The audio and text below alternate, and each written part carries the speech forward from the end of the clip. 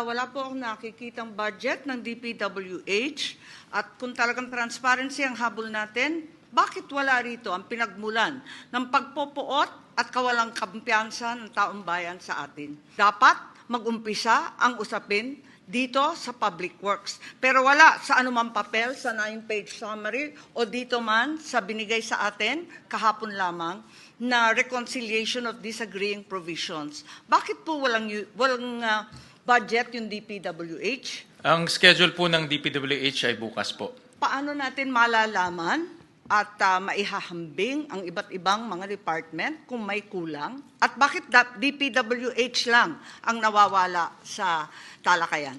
Actually, may mga ibang mga items po ho na bukas po itatalakay, katulad po ng mga special purpose funds, and program appropriations. So tomorrow yung po program po nandito.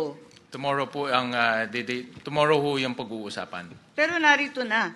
Andito naman yung unprogrammed at hinanap ko talaga. Arito naman yung unprogrammed. Dito sa page 31 ng page 32 na kumpleto.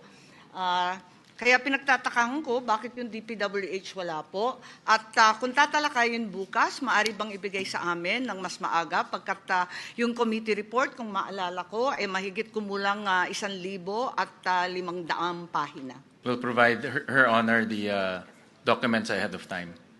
Kailan kaya matatapos yung DPWH budget? Kasi yun talaga ang inaasahan ng taong bayan. Assured po na ipro-provide po sa Her Honor at sa lahat po ng conferees, hindi lang po sa Senate but also sa House of Representatives po.